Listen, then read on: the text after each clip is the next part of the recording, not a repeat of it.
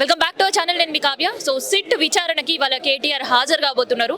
So KTR అభిమానులు, party కార్యకర్తలు, మాజీ ఎమ్మెల్యేలు, ప్రజెంట్ ఎమ్మెల్యేలు, మాజీ మంత్రులు వీళ్ళందరూ కూడా ఇటు భవన్ అండ్ సిట్ కార్యాలయానికి వెళ్తున్నారు. ప్రజెంట్ నేను భవన్లో ఉన్నా. ఒకసారి రవణితో మాట్లాడతాను. 2 రోజుల క్రితం హరీష్ అన్న, ఇప్పుడు కేటీఆర్ గారికి విచారణ. కేవలం ప్రజలకు ఇచ్చినటువంటి హామీలని నెరవేర్చలేని చేతగాని అసమర్థ దద్దమ్మ ప్రభుత్వం. దానికి తోడు బొగ్గు కుంభకోణం ఇవాళ వాళ్ళ బొగ్గు గనుల వ్యవహారంలో వాళ్ళ బండారము నగ్నంగా దొరికిపోయింది. ముఖ్యమంత్రి, ఉప ముఖ్యమంత్రి, ఒక మంత్రి ఎవరికి వాళ్ళే సింగరేణి నైని బ్లాక్ బొగ్గు గనిని దోచుకోవటానికి ఎవరికి వాళ్ళే పోటీపడి వాళ్ళ దొంగతనం బయటపడింది, వాళ్ళ సమాజానికి పెట్టింది. దీన్ని డైవర్షన్ చేయటం కోసము, డైవర్షన్ రాజకీయాల్లో భాగంగా, కక్ష సాధింపు రాజకీయాల్లో భాగంగా హరీష్ రావు గారినైనా ఇలా కేటీఆర్ గారినైనా వచ్చు. మీకు నిజంగా మీరు ప్రజలకు అధికారంలోకి వచ్చే ముందు ప్రజలకు ఏం చెప్పినారు? 420 హామీలు ఇచ్చినారు. ఆ 420 హామీల్లో 2 లక్షల ఉద్యోగాలు ఇచ్చారా చెప్పండి. ప్రతి మహిళకు అకౌంట్లో 2500 రూపాయలు ఇస్తారు. ఎందుకు ఇస్తలేరో చెప్పండి. కళ్యాణ లక్ష్యంలో తులం బంగారం ఎందుకు ఇస్తలేరో చెప్పండి. ఇట్లా మొత్తం 420 హామీలని ఇవాళ అమలు చేయ చేతగాని అవినీతి అసమర్థ దద్దమ్మ ప్రభుత్వము, నాయకుడు రేవంత్ రెడ్డి ఇవాళ ప్రశ్నిస్తున్నటువంటి వాళ్ళు బాధితుల పక్షాన ఎప్పటికప్పుడు తెలంగాణ సమాజానికి ఒక ధైర్యంగా, ఒక వెన్నుదన్నులాగా, ఒక రక్షణ కవచంలాగా నిలబడి మాట్లాడుతున్నటువంటి బీఆర్ఎస్ పార్టీ అగ్రశ్రీ నాయకత్వం వర్కింగ్ ప్రెసిడెంట్ కేటీఆర్ గారిని వాళ్ళ విచారణకు పిలిచినారు. దేనికోసం? ఫోన్ ట్యాపింగ్ అన్నది జరగలేదని, వాళ్ళ జరగదు అని, ఇప్పుడు జరుగుతలేదు అని చెప్పేసి ముఖ్యమంత్రిని చెప్పమని చెప్పండి, డీజీపీని చెప్పమని, ఇంటెలిజెన్స్ చీఫ్ని చెప్పమని చెప్పండి.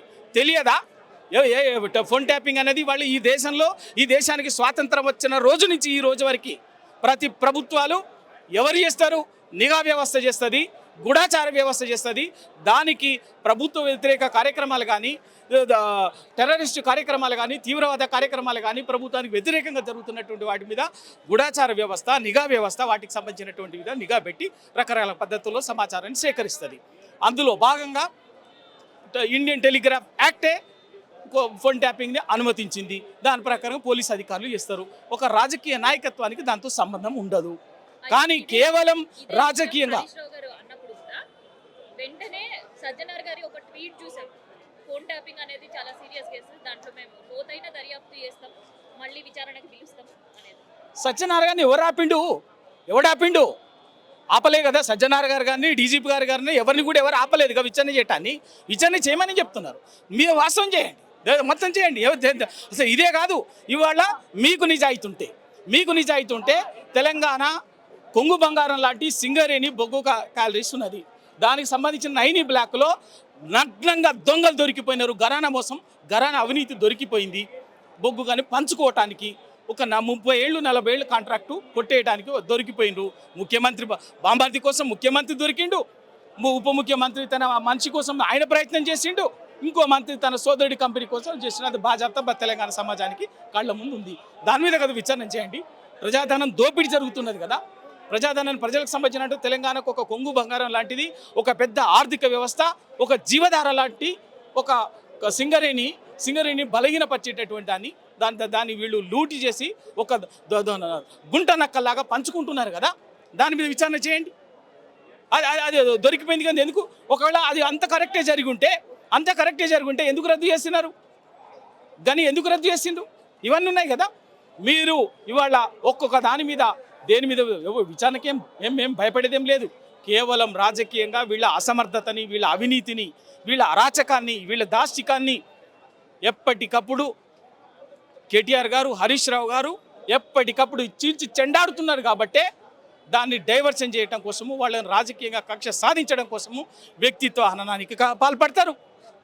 ఇవాళ విచారణ పేరు మీద రాజకీయ వేధింపులకు పాల్పడతారు. ఏం భయపడేది ఏం లేదు. బరాబర్ అన్నిటిని ఎదుర్కొంటాం. అన్నిటిని ఎదుర్కొందే ఇవాళ తెలంగాణను సాధించలే. తెలంగాణ ఉద్యమ క్రమంలో ఇటువంటి దిక్కుమాలిన దాష్టికాన్ని, నీచ రాజకీయాల్ని, నికృష్ట రాజకీయాల్ని అన్నిటిని కూడా చూసే ఇవాళ నిటారుగా నిలబడినటువంటిది టీఆర్ఎస్ నాయకత్వం. ఇవాళ వీటికి ఏమన్నా భయపడుతుందా? భయపడే సమస్య లేదు. న్యాయపరంగా ఎదుర్కొంటాం. విచారణకి 100 సార్లు పిలిచినా కూడా విచారణకు హాజరవుతాం. న్యాయపరంగా ఎదుర్కొంటాం. ప్రజాక్షేత్రంలో వాస్తవాల్ని విడమర్చి చెప్పి రాజకీయంగా ఖచ్చితంగా వెళ్ళని భూస్థాపితం చేస్తాం. వదిలిపెట్టేది ఏమీ లేదు, భయపడేది ఏం లేదు.